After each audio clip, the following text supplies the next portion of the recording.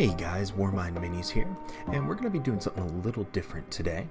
I want to go ahead and give you guys a little tour of my setup and what I use for all of my editing, gaming, what have you.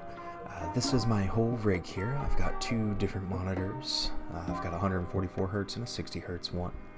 And then inside the PC here, I have a Ryzen 5 2600, an MSI GTX 1660 Super, 16 gigabytes of Corsair Vengeance RGB RAM, a Corsair H100i AIO. But yeah, hope you guys like that. And it's time to go ahead and announce the winner for the Illuminor Szeras Giveaway. I've got my YouTube subscribers here on this list. We're going to go ahead and pick a random subscriber. Best of luck to you. And our winner is going to be Dakon.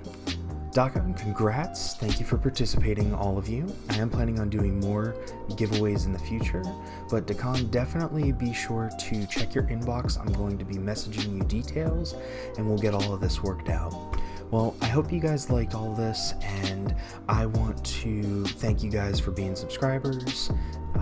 Continue to like, share, and yeah, I look forward to seeing you guys in the next one.